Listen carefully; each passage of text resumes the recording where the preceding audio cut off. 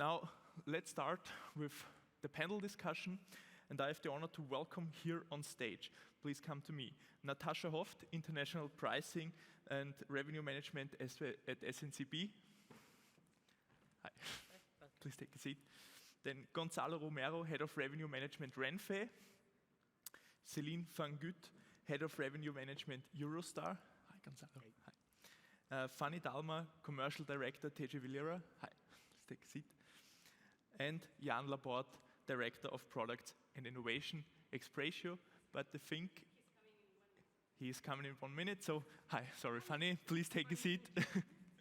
So, then we wait for Jan, and he's coming. Laporte, Director of Products at ExPretio. Hi, Jan. So, please take a seat over there. Thank you. So, hands together for some applause for our experts, please.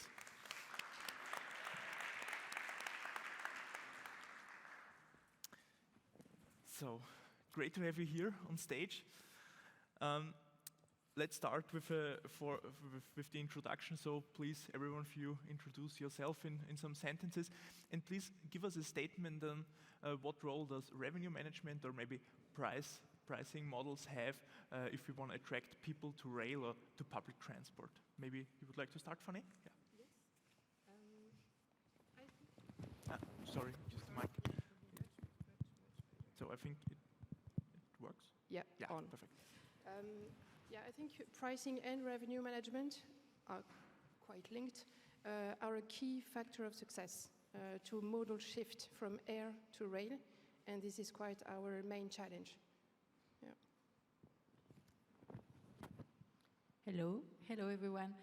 So I'm Celine, I'm head of Eurostar Group Revenue Management. So I say Eurostar Group because we went through a merger recently. So now Eurostar and Thalys are part of the same company. So yeah, revenue management is really key to attract more consumers on board our train, because obviously one of the purpose of revenue management is to fill the train, to have like optimized load factor. So we need to make sure that we have the right availability for the right product. So yeah, really important.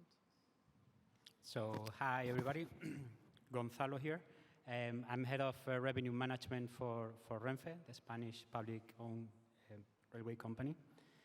And well, for us, revenue management has really become key in the current scenario that we are living in, since we are in a heavy competition environment at the moment with 2 new players playing hard. So yeah, revenue management has become something, an essential tool in order to survive in this competitive environment with the pricing. Hi, my name is Natascha. I'm responsible for international pricing within SNCB, Belgium Railways. Actually, we started with dynamic pricing only a couple of months ago on our Brussels-Amsterdam route. And 2 of the main objectives are attracting new customers coming out of the car by introducing really low fares in off-peak trains. And a second very important objective is getting people out of the peak trains that are overcrowded and spread them better over the day. Yes, I was going to go for that one, where revenue management is one lever that you have available that is a lot more dynamic and a lot easier to change than changing your schedule or changing your rolling stock or anything like that. You're able to adjust that very quickly. So it's one of the most dynamic tools that you have on hand to improve not only your revenues but your quality of service by moving passengers. Jan, I would like to continue with you.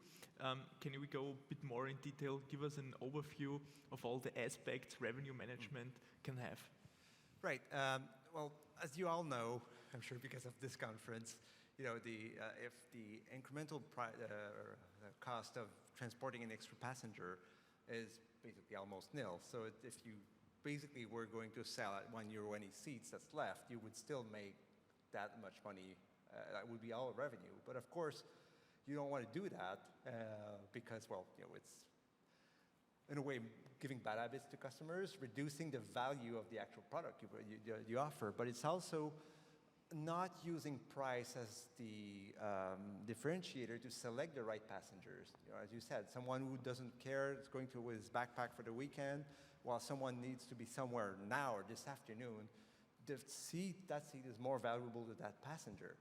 And you know, it's one key thing to use revenue management, not only to lift revenues, but also to select and transport the right passengers and increase the value of that transportation asset that we have.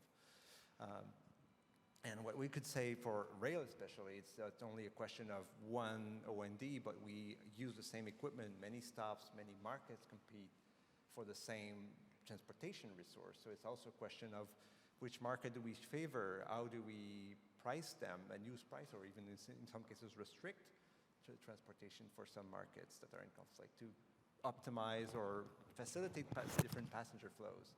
And what's specific for rail also is, you know, you could, yes, we want to grow ridership, but we need to be careful because for some departures, even if you were going to give them away, you would never fill them up. So what's the right price? You know, what's the passenger behavior to different prices? How do you exploit that correctly? Sorry for the long answer, but Fine. Thank you for this walkthrough.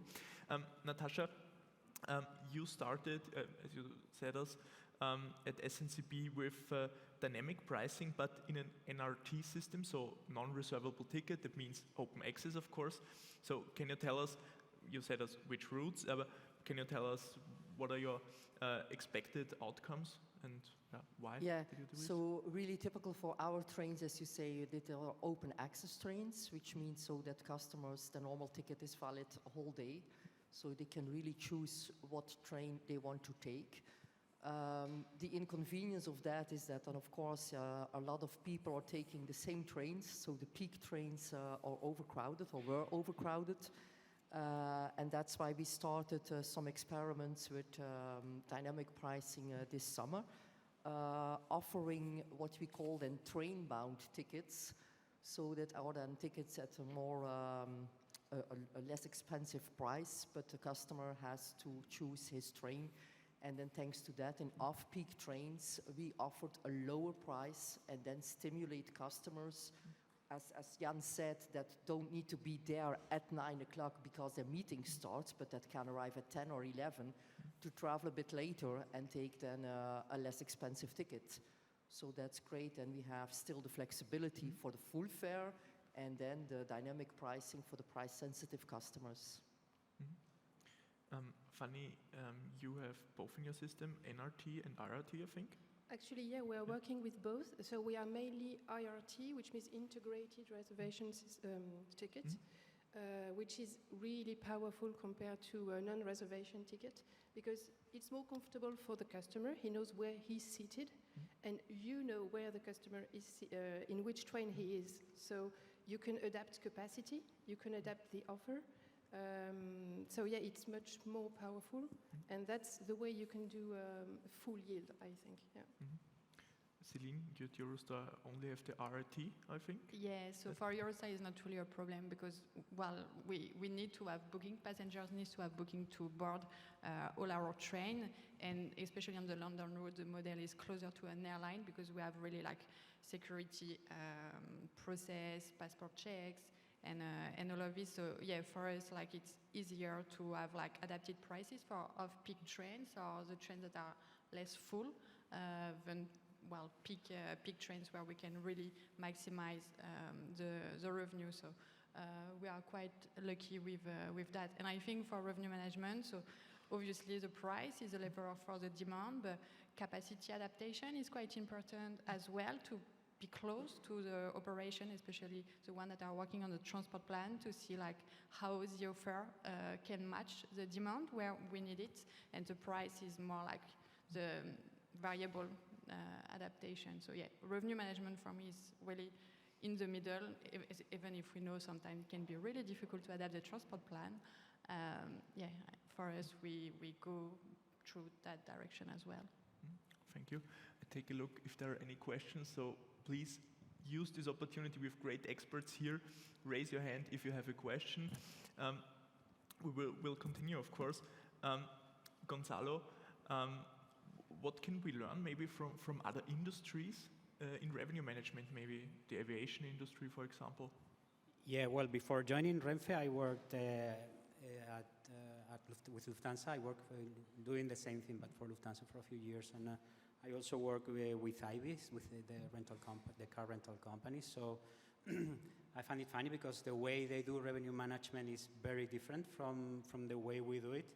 I'm not going to say that they are doing better or not, but definitely there are main and big differences between all these worlds.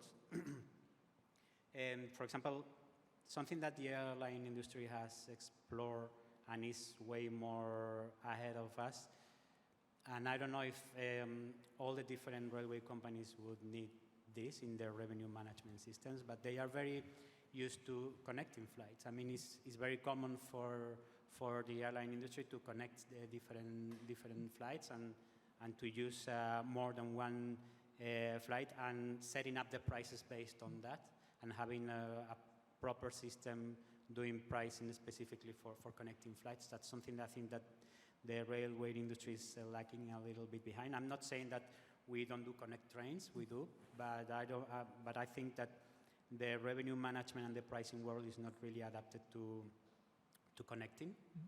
Then also with the car rentals, and also that I think that happens also in the hotel industry. I'm not saying that everybody does it, but I've seen some examples. They are, I don't know if actually this is something that we should learn again. This is something that they are doing differently. But they are moving away from this traditional structural price list or price points, these buckets or these control classes that most of the traditional systems use. And they are moving more into just totally dynamic pricing. And they don't set the prices just by giving different authorization levels to different price points, but they just say, okay, today I want this price, my price to be like 10% above competition or 10% below, without even taking into account buckets, which I don't think it's necessarily good, because you lose some control with the buckets and the control classes. You kind of lose something there, but at the same time it's more flexible. You don't need to adapt to anything that is pre-established. Actually, I fully agree with you, because we wanted to have dynamic pricing and adapt prices to the cent, and it seems 20% of our price points are doing 80% of our revenue. So seen like this, you say, okay, maybe it's not the main lever to trigger. Yeah. At the end of the day, there are many control or working classes or buckets that you basically don't use, and you work with them. And as you were saying, you concentrate the revenue in a few of them. That's interesting. There's something you mentioned air, and that air they are for connecting flights. But what we are having as trains is another challenge. And I refer again to our important route to Brussels-Amsterdam. We have several stops.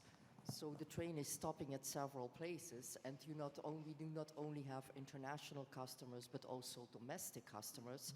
So you have to combine all this and optimize the occupation and the revenues for the total of your train. And this is a challenge I think airlines have less.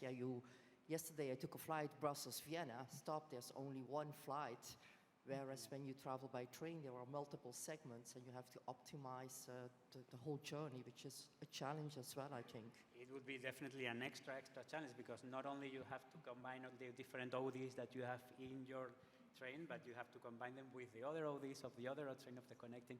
But there, I mean, at least in Spain, we are, I mean, the way the train is positioned in Spain, and the way, I don't know if you know a little bit of our geography, but Madrid is right in the center of the country. So it's very easy, and it's very focused oriented into creating a network, because people can go from the north to the south just stopping in Madrid and can move. So this connectivity will be very useful. I know, Jan, you're gonna say something. I'm going to say something, but maybe not what you're expecting. But as we discuss with friends, we do the same as we do for airlines, right? Optimization and things like that. They're always puzzled because the rail is like a train is like a mini air network. if you have a train with 20 stops, you have, hundreds of different origin destinations that are, say, served, and that, in a way, when they think about rail, they say, oh, each leg of the route is like a connecting flight. But of course, if we add that connecting between, we need a way to make that, how do we extract the valuable connections, and how do we allow only the things that not price and control everything individually, but just focus on where it counts. That's going to be the challenge. Yes, I know. That's a good word. Yeah, on the Paris to Amsterdam and Paris, Germany as well, on our network, we have a lot of stops, and it's definitely a challenge to see, first to have a clear picture of what is the loading of my train, because today we work on a OD base, but we know that there is a leg view as well. So sometimes it's a bit complicated to combine both and have a clear picture for the team. So we need really robust reporting and system to properly optimize the capacity that we have based on the different stops. And also sometimes we can have some dilemma. For example, do I favor my long OD that could bring more revenue, but at the end I take maybe a risk on not allowing passenger on the short OD. So which one should I favor? So it can be quite a challenge to monitor for the revenue management analysis on a day-to-day basis. But yeah, it's working well. Can we continue? Yeah, we actually face the same challenge because we, like Natascha, we also have cross-border customers, which is our priority to develop international legs, and we also have domestic customers. But 2/3 of our revenue is linked to international customers. So we developed a tool using machine learning, and it's working quite well actually, and it increased our revenue by many percent. So yeah, I understand what you mean. So we will continue with the technical aspects. So Jan, what do you think? So in general, again, an overview from you. What role does technology, programs, and of course, artificial intelligence have in revenue management? Yes, our artificial intelligence has been a very hot topic in recent years after a long, what people call the AI winter. But one thing that I think is key to understand is that it's been shown at that inflection point that, if you compare all the different algorithms that exist for an AI problem, the difference between them is actually less than the difference that having the right amount of data, having more data makes a bigger difference, and more quality data. And this is where I think one of the main drivers of adopting AI is going to be, it's not the only one. I'm sure we'll have good discussions about the other ones, but is availability of the good quantity and quality of data that can be used to train the models for AI. There are approaches to work with less data, but they have their own. And when I say quality, also means variability. Same thing. If you are always offering the same €30 price, there's no AI in the world that will predict what will happen if, based on only at that data, what will happen if you charge €60 or 15. So it's what I think is going to be a key thing that all operators will need, wants to go there, need to integrate. You're focusing a lot of the quality of the data, because I'm guessing you're implying that AI doesn't necessarily comes with that quality, which is the extra factor, right? Yes, I think one of the fun things these days is that with tools like ChatGPT, people are more exposed of what the reality of AI is. For example, if you ask it something, it can answer something absolutely right and correct, or something completely made up and wrong with the same level of confidence. But how do you actually, how do you trust something like that? How do you, there's one thing where you can look at the output and say, oh, this is rubbish. But what about if it's, controlling thousands of trains every day? How do you, it's going to be, it's an interesting thing. How do you actually go through that, make sure that you train the model right? How do you make sure that it's not veering off course? And I think it's going to be a useful tool to run experiments. And I know that exists, right? It's super, but we're still learning about how to integrate that. Yeah, you need to be in a test and learn mode, I think. You need to fuel the system correctly. We need also transparency on, how it's done a bit. We can't know 100% of the model, but we need to understand what are the main, criteria. And then we have to trust also the tool and, do some test and learn. That's the only way it can work. And anyway, it's a mix of tool plus analyst. But analysts, I think, have to go back to analysis.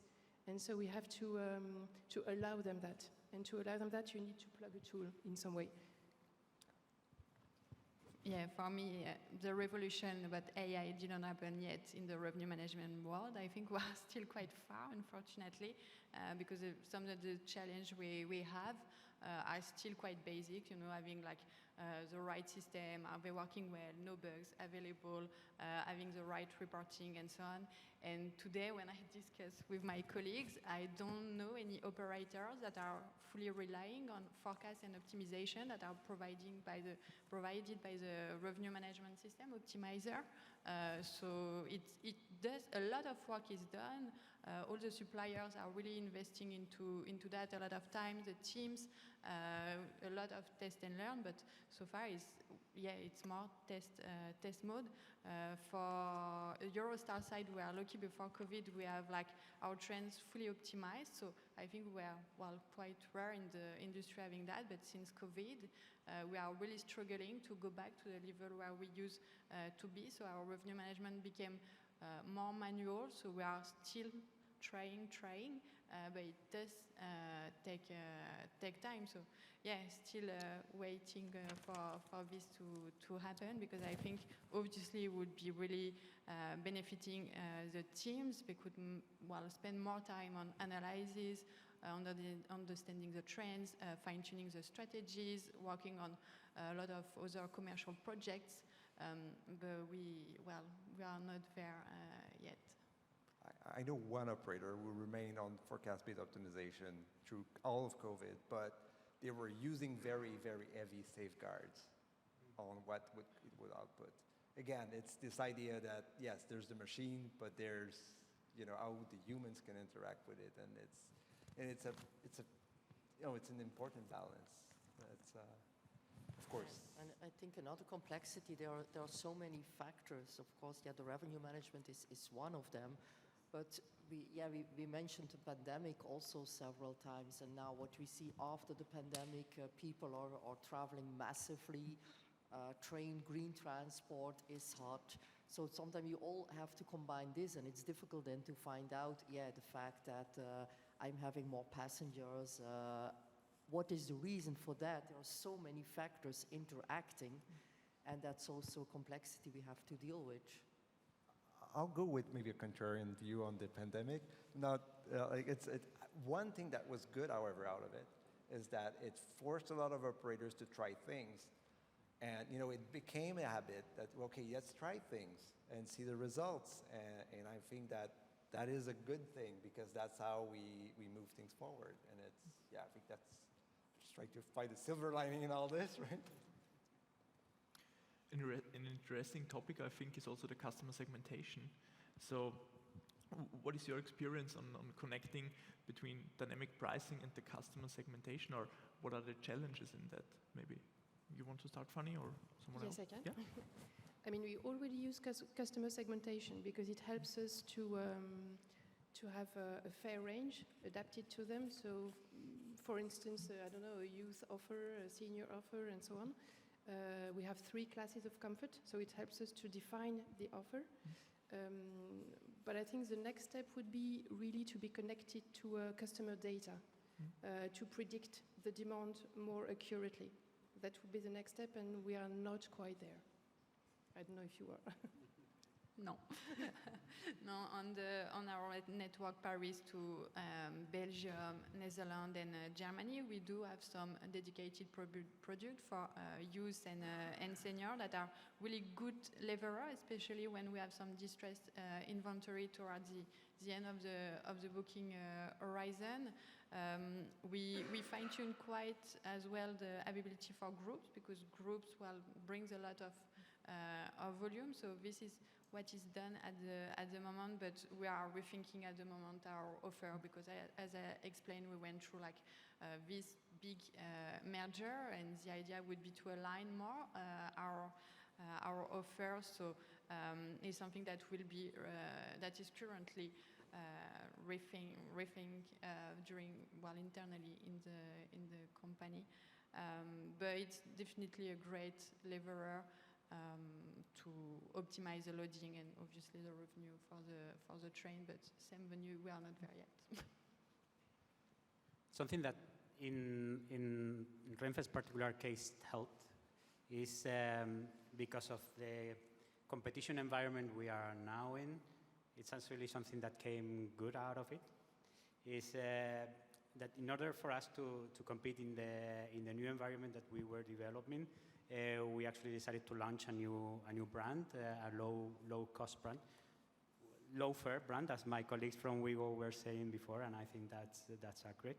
A low fare brand, and that actually helped a lot with the customer segmentation for Renfe, since we created a low fare that was particularly dedicated to a segment, to a very specific segment.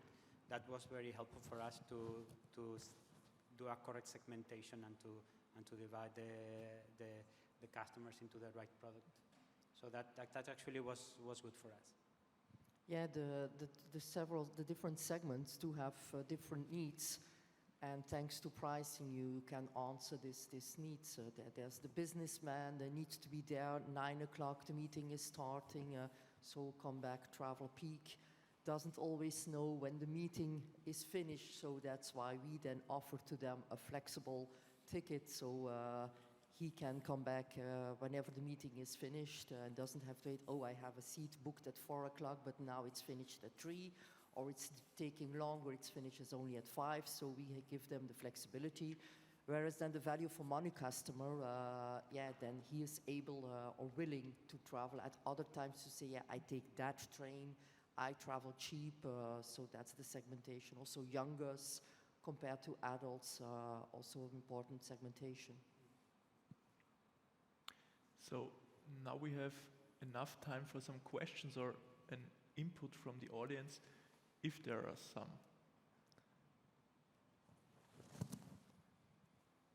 No one uses the opportunity to have these international experts here on stage. What a pity. So I continue first with some more questions. If you have a question, please raise your hand. My colleague is yes, there we have a question, first row. My colleague brings a mic. I have a question related to the connecting to make it more attractive. For example, if I try to book a ticket from Amsterdam to Milano, then usually when Thalys opens the contingents to book it, the train is already completely booked because the tickets are not open yet for Thalys. So my customer cannot book it yet, but the TGV has already been sold out because the booking horizons do not align. So I have a question concerning the booking horizons. How do you see the future in those booking horizons so we can give a better experience for people who are trying to book a connecting train? But obviously, long booking horizon are helping with the connections on the London routes. What we did basically during COVID is extending this booking horizon because, well, it happened that obviously we had a lot of cancellation. People were trying to push back their trips, but we had like 6 months, which was already quite good for the industry, but we managed to extend it to 11 months. So at the moment we have a really long booking horizon, which obviously is helping for that. And yeah, definitely there is like quite a lot of thinking again happening on booking horizon at the moment, because the challenge is also like to come back on transport plan. We know that we are quite exposed to changes, engine works and all of this. So how do you combine a long booking horizon when you don't have a clear visibility on what will be your timetable? So that's a challenge. Doesn't mean that we can't do it, but we don't want to put too much the consumer at risk neither. So, but it would require more adaptation later on in the booking horizon. So potentially retiming, closing sales, because we would have some works that we learned a bit late. So yeah, it's definitely a topic. I can back you up on that. We had a 4-month booking horizon. We extended to 6, and we still struggle with engineering works. We have a lot of them in France and in Switzerland. So it's really hard to have even a 6-month booking horizon. And not a lot of people are booking between 4 and 6 months. So, And I think the longer booking horizon, it's one of the main objectives of the CR ticketing roadmap, so that a lot of CEOs of railway operators engage to have a booking horizon of 12 months, which then makes it easy if all operators, if all carriers will open 12 months in advance, then you will be able to book your Amsterdam-Milano trip in one way. And of course, there is then the challenge of the infrastructure works, and important for that is, again, knowing our customers and having the customer data so that you can contact your customer when there are changes in the timetable. It happens also in airlines quite often. You book and then you receive messages, or your flight is not at 2:20, it's at 2:50 or something. They also contact you when something changes in your flight. And as railways, we don't have this yet in our system for the moment. So that's a challenge, to have a larger booking horizon and to collect the travelers' data to be able to contact them when their timetable has changed.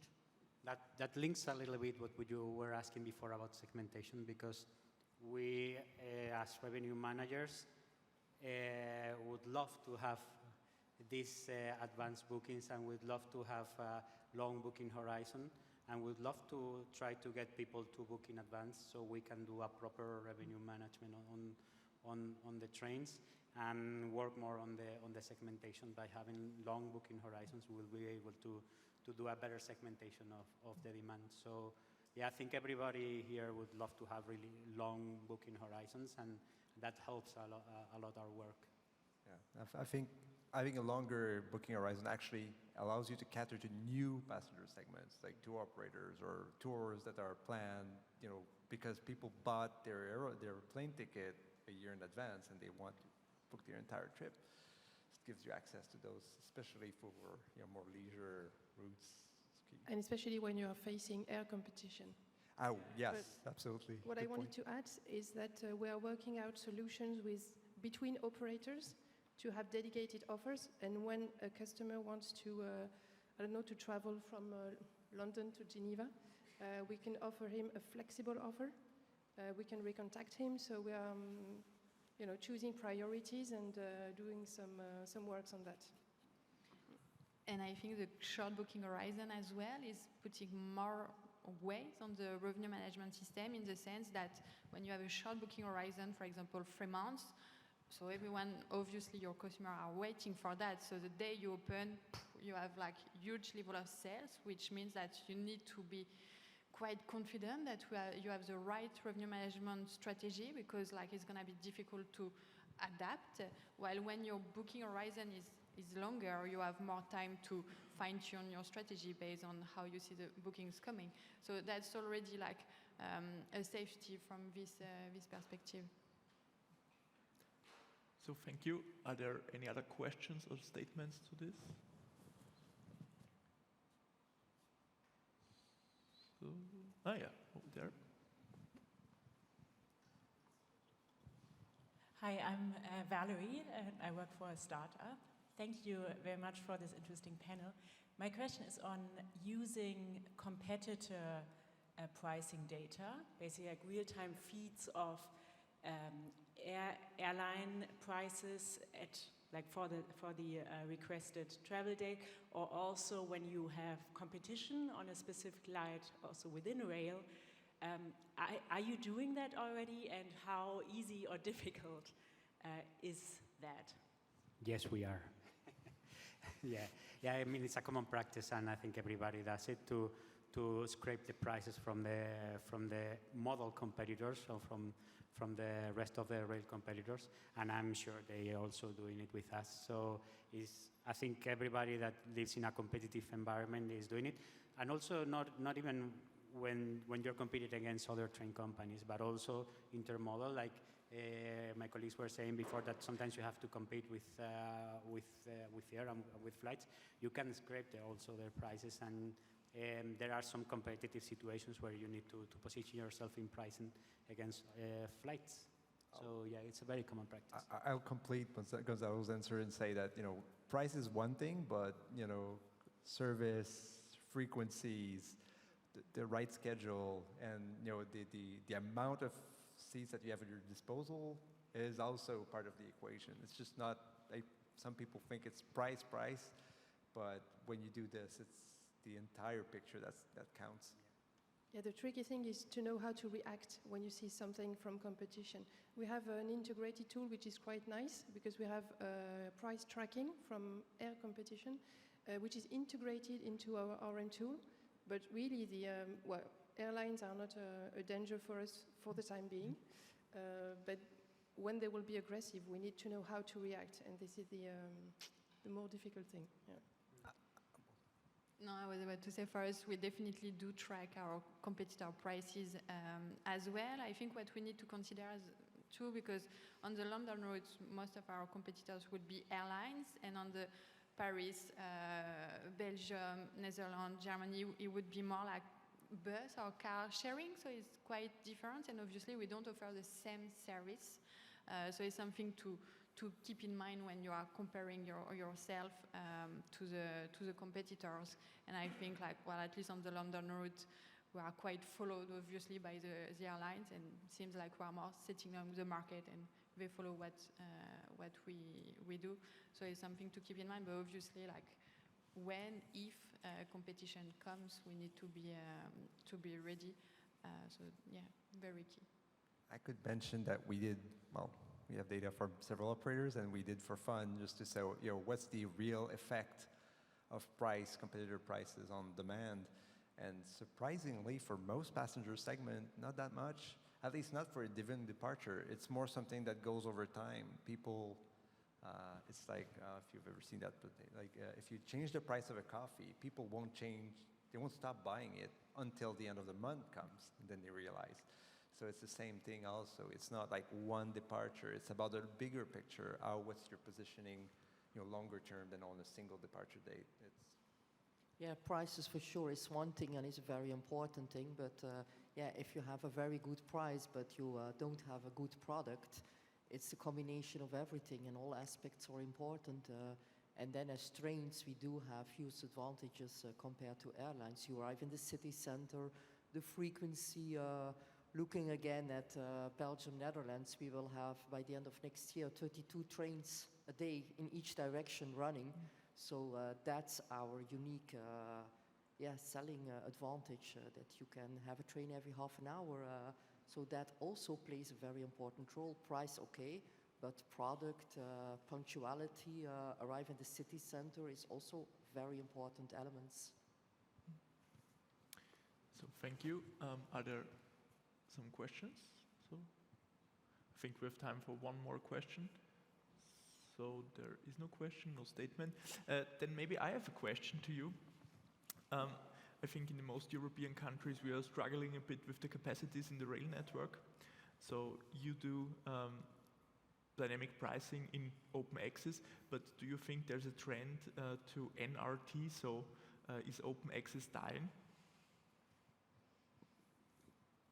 That is something a lot of my colleagues said 5-6 years ago. Open access will disappear. There will only be reservation trains. And what we see now the last years is that open access is coming back. And as I said, it gives a lot of opportunities, flexibilities. It's what we really see when we did a market research and to the customers, people traveling. There is really a big amount of customers that do want this flexibility. They want to be able to choose when they want to travel. you're going shopping, it's raining, you come back, you stay longer, and that's a huge advantage. And I do think for sure that there is a future for trains with open access. What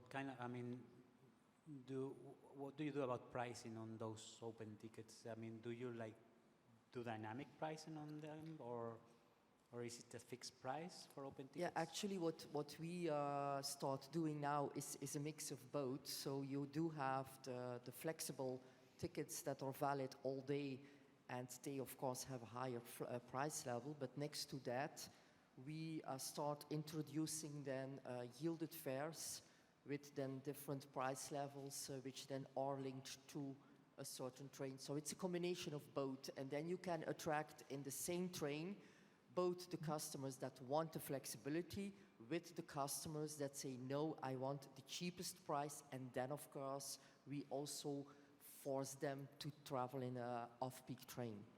That's interesting because we have reservation integrated, and for some customers, the most contributive one, we give the liberty, to travel on any train the whole day. So yeah. Yeah, we do have the same on the route, going to Belgium, Netherlands, Germany, and it's quite popular across corporate, business demand. So it's not open tickets, but it's more like they would have it as a benefit based on which class of travel they would book. So yeah, it's good to give the agility to the customer as well to travel on the train they want. Obviously, if we have the capacity, I think it's good also to think about concretely, operationally, how this is done, because for us, for example, it's not digital yet. So it means that it's at the station, a customer that goes to see the train manager, and sometimes you have a huge group of people. The train is about to depart. So I think it's a good offer, but needs to be think a bit more as well how to optimize it. We've done that with ancillaries, basically. We have set up some ancillaries that is allowing the customer to, if you purchase the auxiliary, you just have a super flex ticket that will allow you to, with no extra cost, to change trains or to even, change after the departure of the train and stuff like that. So we solve that via ancillaries, and I think that's a good way to address it. So thank you very much for your time and for the interesting talk.